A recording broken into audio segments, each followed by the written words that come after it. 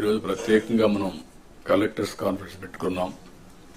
ఈ కలెక్టర్స్ కాన్ఫరెన్స్కి వచ్చినటువంటి కలెక్టర్స్ అందరికీ, అదే సమయంలో పవన్ కళ్యాణ్ గారు వ్యక్తిగత కారణాల రాలేకపోయారు, ఆ విషయం కూడా మనం ఒకసారి గుర్తు చేసుకుంటూ అందరికీ నమస్కారాలు.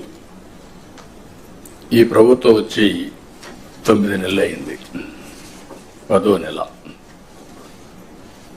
ఈరోజు 3వసారి కలెక్టర్స్ కాన్ఫరెన్స్ పెట్టుకుంటున్నాం. అంటే ప్రతి క్వార్టర్కి మీరు ఏ విధంగా పనిచేశారో ఒకసారి సమీక్ష చేసుకుని అందరం కూడా, ఇంక్లూడింగ్ చీఫ్ సెక్రటరీ మొదలుకొని మంత్రులు కానీ, అధికార యంత్రాంగం, అదేవిధంగా ప్రజాప్రతినిధులు కూడా ఏ విధంగా పనిచేసాం ఒకసారి సమీక్ష చేసుకుని నెక్స్ట్ క్వార్టర్కి ఏ విధంగా ప్లాన్ చేసుకోవాలి అనే విషయాలు మనందరం ఆలోచిస్తున్నాం. అయితే మనందరం కూడా గుర్తుపెట్టుకోవాల్సింది, వీఆర్ ఆల్ ఇన్ డెమోక్రసీ, ప్రజాస్వామ్యంలో ఉన్నాం. 5 సంవత్సరాలకు ఒకసారి ప్రజలు మ్యాండేట్ ఇస్తారు. అదే సమయంలో అధికార యంత్రాంగం ప్రజలకు ఆమోదయోగ్యమైన పరిపాలన ఇవ్వడానికి మీరు ప్రయత్నం చేస్తారు. ఒక్కొక్క లీడర్ వచ్చినప్పుడు ఒక్కొక్క విధానాలు ఉంటాయి. ఒక లీడరు తన యొక్క పరిపాలనతో ముందుకు తీసుకుపోయే పరిస్థితులు ఉంటాయి. ఒక్కొక్క లీడర్ వస్తే డిస్ట్రక్షన్ కూడా జరుగుతుంది. అదే మనం ఒకసారి చూస్తే 5 సంవత్సరాలు నా సుదీర్ఘమైన రాజకీయ అనుభవం నేను చూసినప్పుడు ప్రజల్లో అంత ఫ్రస్ట్రేషన్ ఎప్పుడు రాలా. అందుకే స్ట్రైక్ రేట్ చూస్తే 93% స్ట్రైక్ రేట్. నేను 4వసారి ముఖ్యమంత్రిని, ఎప్పుడు ఇంత మెజారిటీస్ మాకు రాలా. అంటే అది ఇండికేషన్ ఏంటంటే ఇక్కడుండే వాళ్ళమే పరిపాలనలో ఉన్నారు మీరు, కానీ ప్రజలు ఆమోదించలేదు ఆనాటి పాలన. అయితే ఈరోజు యాస్పిరేషన్స్ కూడా ఎక్కువగా ఉన్నాయి. ఈ విషయం కూడా మనం గుర్తుపెట్టుకోవాల్సిన అవసరం ఉంది. ఒకప్పుడు పరిపాలన అంటే రెగ్యులేటరీ మాత్రం, మీరందరూ కలెక్టర్స్, కలెక్షన్ ఆఫ్ రెవెన్యూ.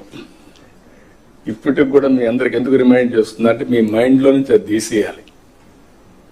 ఇప్పుడు మీరు chief executive of the district, collector and magistrate. Magistrate అన్నప్పుడు ఎక్కడ కూడా ఎలాంటి అవాంఛనీయ సంఘటనలు జరగకుండా అదే మాదిరిగా ఫ్యూచర్ని మీరు ప్లాన్ చేసే పరిస్థితిలో ఉండాలి. అట్లా కాకుండా ఒక అథారిటేరియన్గా మేము రూమ్లో నుంచి బయట రాము, లేకుంటే కలెక్టర్ అంటే దర్బార్ ఉంటుంది. ఇంతమంది పాత రోజులు ఉండేవి, నాకు బాగా జ్ఞాపకం. ఎంఆర్ఓ ఆఫీస్ ఉండేది. మీరు కొత్త కాబట్టి, మీరు కొంత యంగ్స్టర్స్ కాబట్టి మీకు తెలియదు. ఏసీ రూమ్లో కూర్చొని పంకా పెట్టుకునేవాళ్ళు. ఒక మనిషి ఉండి దాన్ని లాగుతా ఉండేవాడు.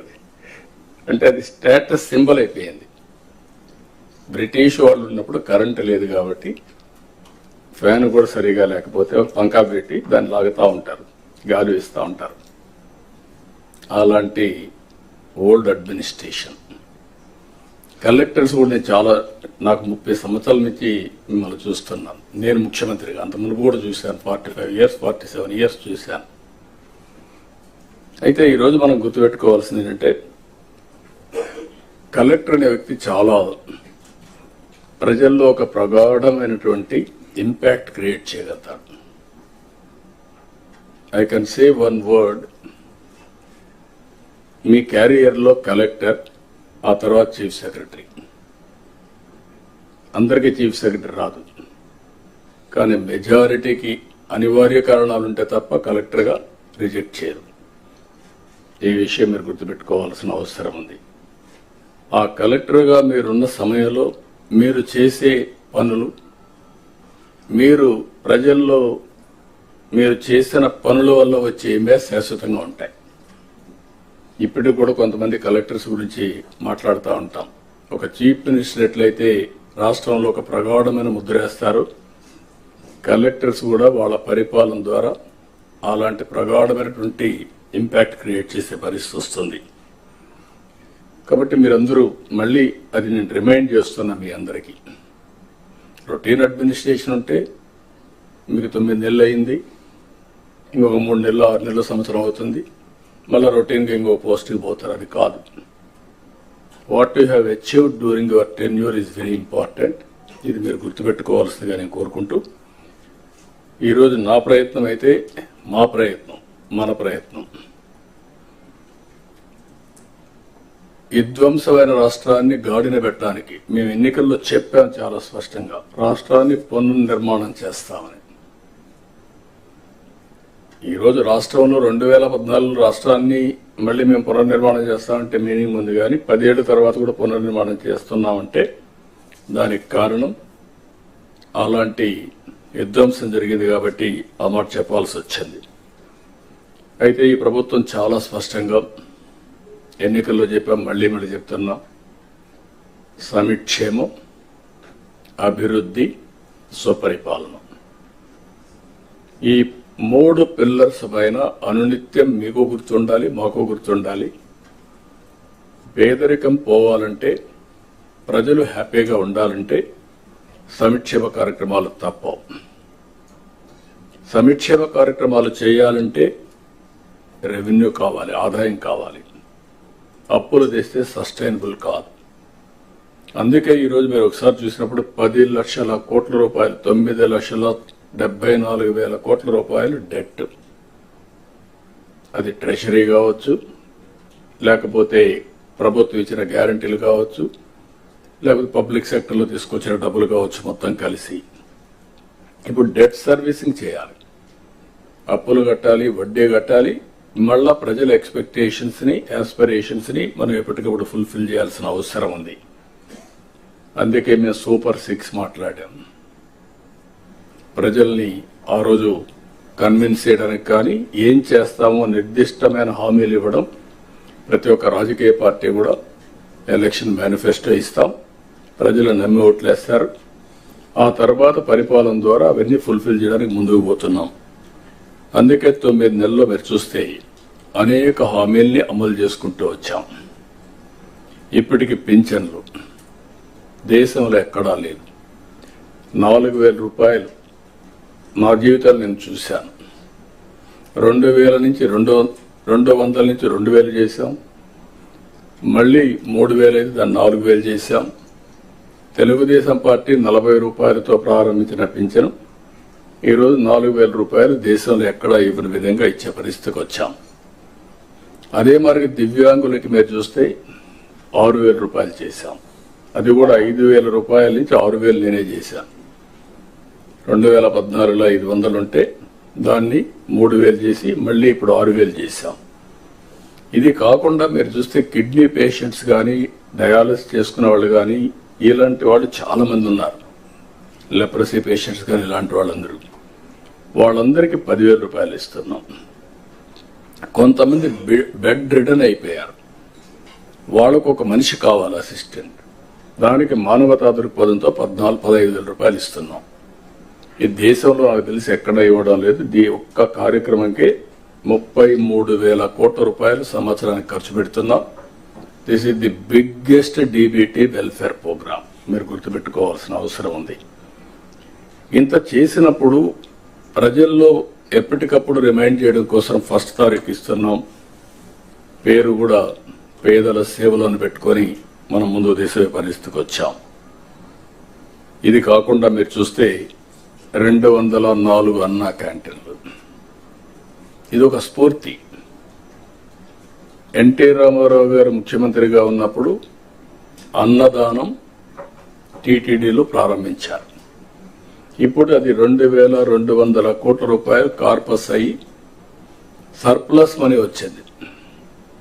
ప్రతిరోజు 1,00,000 మంది కంటే ఒక రోజుకి 2 లక్షల మందికి భోజనం పెడుతూ అది సర్ప్లస్ వచ్చే పరిస్థితి వచ్చింది. ఒక ఐడియా ఏ విధంగా ముందుకు పోయిందో, దానివల్ల చాలా మందికి అన్నదానం చేయాలి అనుకున్న వాళ్ళకి ఒక వేదిక కింద ఒక సాటిస్ఫాక్షన్, దాతలకు ఒక వేదికగా తయారయ్యే పరిస్థితి వచ్చింది. ఇంకొక పక్కన చూసి దీన్నే అన్నా క్యాంటీన్ని మీరందరూ కూడా శ్రద్ధ పెట్టి ఎప్పటికప్పుడు ఇన్స్పెక్ట్ చేయగలిగితే ఒక మోటివేషన్ వస్తుంది, ప్రజల్లో కూడా ఒక చైతన్యం వస్తుంది. ఇంకో పక్క దీపం, ఎప్పుడో నేనే దీపం 1 ఇచ్చాం. అంటే దీపం కింద మీరు చూస్తే 95 లేట్ 90s ఆలోచించి ఆడబిడ్డలు కష్టపడుతున్నారు వంట చేయడానికి అని చెప్పే ఉద్దేశంతో సిలిండర్లు ఉచితంగా ఇచ్చి ఆ రోజే ప్రోత్సహించాం. ఇప్పుడు 3 సిలిండర్లు ఉచితంగా ఇవ్వడానికి దోహదం చేసి ఒకటి ఇచ్చాం. ఇక్కడ మిగిలినటి కూడా తొందరలో ఇవ్వడానికి ఇయర్ నుంచి ఇయర్లీ 3 సిలిండర్లు ఎవ్రీ 4 months ఒకటి రిలీజ్ చేస్తాం. ఇంకో పక్క చెత్త పన్ను తీసేశాం. ల్యాండ్ టైటిలింగ్ యాక్ట్ రద్దు చేశాం. వచ్చిన మొదటి సంతకం 16,347 ఉద్యోగాలు డిఎస్సి ద్వారా ఇస్తా ఉన్నాం. మెగా డిఎస్సి పెడతా ఉన్నాం. ఈ ఫస్ట్ వీక్ లో మెగా డిఎస్సి నోటిఫికేషన్ ఇష్యూ చేస్తారు. ఏబిసిడి కేటగరైజేషన్ కూడా హామీ ఇచ్చాం, ఎన్నికల్లో చెప్పాం. అది కూడా రిపోర్ట్ వచ్చింది, కేంద్రానికి పంపించాం. ఎస్సీ ఫైనాన్స్ కమిషన్ పంపించాం. ఆ రిపోర్ట్ వస్తానే అది కూడా యాక్ట్ చేసి ముందుకెళ్తాం. ఇక్కడ మీరు చేయాల్సిన పని ఈ ఉద్యోగాలన్నీ కూడా ఇచ్చిన తర్వాత డిఎస్సి మెగా డిఎస్సి పర్ఫెక్ట్ గా కండక్ట్ చేయాలి. ఎక్కడ కూడా ఇప్పుడు కూడా నాకు బాగా జ్ఞాపకం, తెలుగుదేశం పార్టీ దగ్గర 1,50,000 ఒకేసారి ఇప్పుడు ఇచ్చిన ఉద్యోగాల్లో మెజారిటీ తెలుగుదేశం అధికారంలో ఉన్నప్పుడు ఇచ్చాం. చాలా ట్రాన్స్పరెంట్ గా ఇచ్చాం. 80% ఇచ్చాం. ప్రజలు కూడా అది ఇప్పుడు కూడా గుర్తుపెట్టుకుంటున్నారు. మీ వల్ల మాకు ఉద్యోగం వచ్చింది, ఎక్కడ ఒక్క రూపాయి గాని ఒక చిన్న అవకతవక లేకుండా చేశారని చెప్పి ఇప్పుడు కూడా రిమైండ్ చేసే పరిస్థితి వచ్చారు. ఇక్కడ 0 tolerance. I'm telling all of you. April నుంచి స్టార్ట్ చేసి జూన్ స్కూల్స్ ఓపెన్ చేసే రోజుకి రీఓపెన్ చేసే రోజున వీళ్ళందరూ పొజిషన్ కావాలి, ట్రైనింగ్ అయిపోవాలి, పొజిషన్ కావాల్సిన అవసరం ఉంది. మత్స్యకారులు ఉపాధి దెబ్బతినేదానికి దెబ్బతీస్తా ఉంటే 217 జీవో రద్దు చేశాం. ఫస్ట్ టైం ఎకనామిక్ బెనిఫిట్ ఇవ్వాలి, బీసీలు కూడా ఆర్థికంగా పైకి తీసుకురావాలన్న ఉద్దేశంతో గీత కార్మికులకి మద్యం షాపుల్లో 10% రిజర్వ్ చేశాం. ఇది కాకుండా అర్చకుల జీతాలు 10,000 నుంచి 15,000 చేశాం. నాయి బ్రాహ్మణ్ జీతాలు 15,000 నుంచి 25,000 రూపాయలు చేశాం.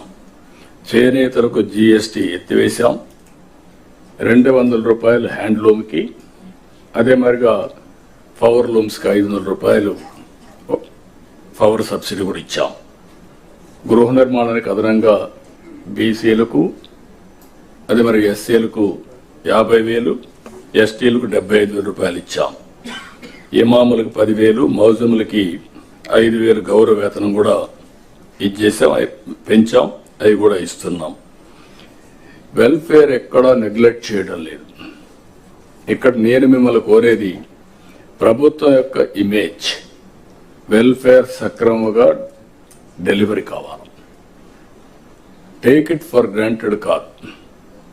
అందుకే అనునిత్యం ఏ వెల్ఫేర్ ప్రోగ్రామ్ వచ్చినా లాస్ట్ మైల్ కి కరెక్ట్ గా చేరతా ఉందా లేదా, చేరే విధానం కూడా ఏదో భిక్షగాళ్ళకి మారిగా ఏదో మీరు దానం చేసినట్టు బిహేవ్ చేస్తే కరెక్ట్ కాదు. ఒక బాధ్యత తీసుకొని ప్రతి ఒక్క ఆఫీసర్ కూడా లాస్ట్ మైల్లో ఉండే ఆఫీసర్ బెనిఫిషరీకి చేర్చే విధానం చాలా ముఖ్యం. ఆ విషయం కూడా మీరందరూ కూడా హ్యూమన్ యాంగిల్ తో వాళ్ళు పనిచేయాల్సిన అవసరం ఉంది.